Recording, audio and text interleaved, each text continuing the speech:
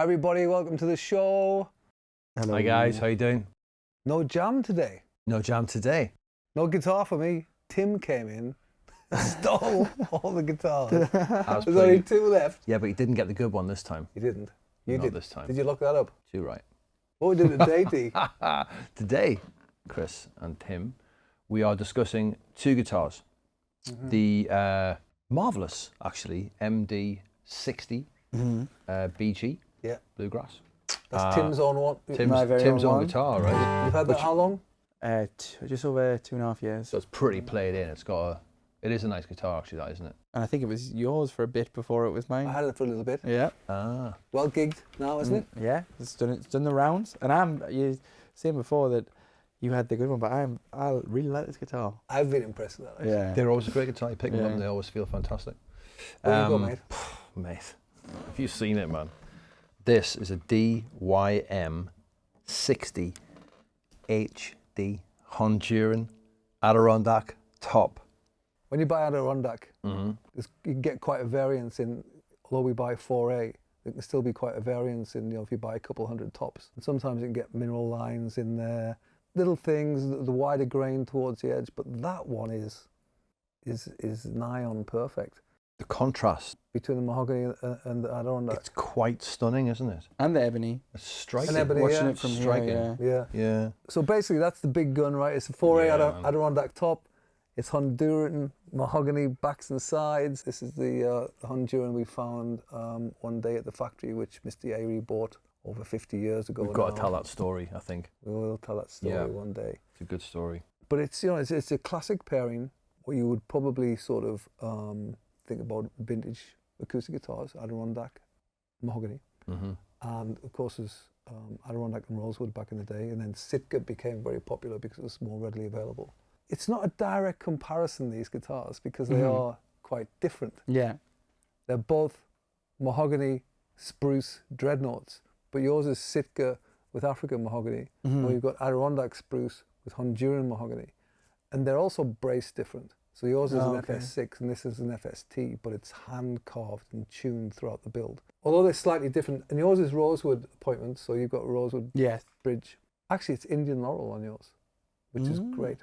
And yours is all ebony, so you've got two guitars designed for the same sort of thing, but with different appointments, slightly different construction. So it'll be great. We'll do a very nicely recorded A and B test of this, because that guitar has turned out to be one of our best sellers. And then you put it against this guitar, and no doubt this has got like so much depth and bottom end. But when you were fingerstyling earlier, the clarity in it's fantastic. And I thought almost, heading towards a perfect Dreadnought for me. But then he played that, and it's like, actually, that's a really great guitar. So price-wise, how much does that retail for? In the States, that's probably about $700. And this is? That's probably about $2,800, something like that. But this is not 4 times the guitar, really. In a lot of ways, you can't say that's only 25% as good as this. That's a great guitar. I think it all depends what you buy it for. The majority of the cost in guitar making is in labor, obviously the materials. So that top cost 10 times more than that top. As a piece of wood, right? Yes. Before you do anything to it, just as a piece of spruce, it was 10 times more than that. Yeah. Because Adirondack's more expensive anyway, and a 4A is very expensive because there's less of it. Then all of the work and the time is actually where most of the cost comes in building guitars. So that one is certainly built quicker than this one. And this one is built on a bench by somebody who's studied guitar making for many years. Yeah. And that one is built in a process. When you get the design right, you still get a great instrument. Somebody may disagree and said, this is definitely worth 4 times as much. Maybe if they're a bluegrass and they want that robust, because there's more air in the notes in that guitar. That's so full, the notes are so there. Yeah. There's like, there's so, I'm always going to use the word reliable. It's like when you hit that fret, it's just all of it's there all of the time. But it's not just the, but it's in the,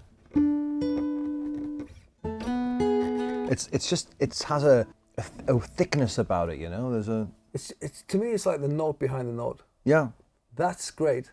Mhm. And no doubt we've seen lots of amazing players online playing bluegrasses, Absolutely, yeah. all sorts of stuff on here.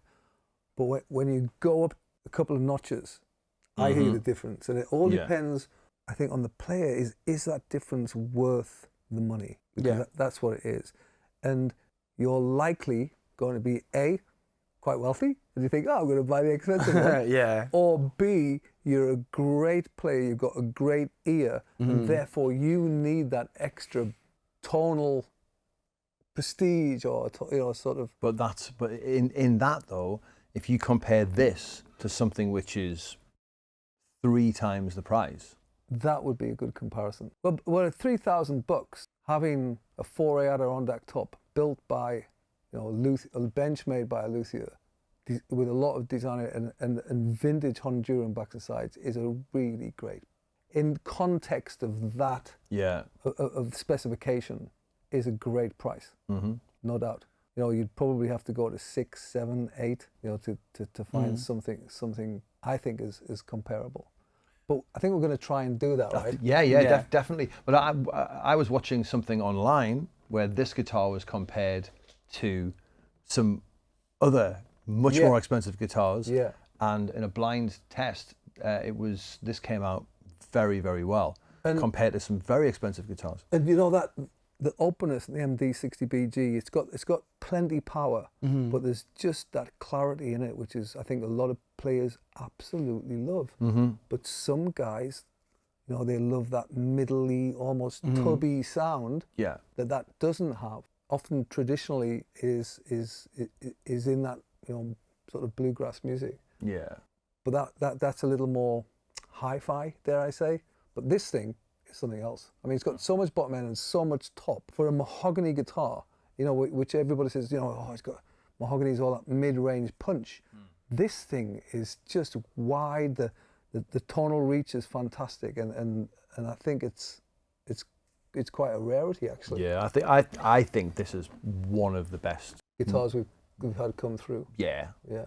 Yeah. It's a good one. It's a good DYM60HD. It is a very, very nice guitar. But also, having played and one that went to one of our All-Stars, Tora, she had a similar one of them go out as well. They played almost identically to that. They are just good guitars. With these, what I think is like this, yeah, fair enough. They're very different. There's very different price range, but they don't sound that different. This will beat a guitar twice its price at what it wants to do, but so will that. But then you're talking 6,000 and 1,200 or 1,400. They'll sit above their station, and I'm sure they won't sound the same. We'll do a comparison, and you'll probably have a preference, but this still sounds class.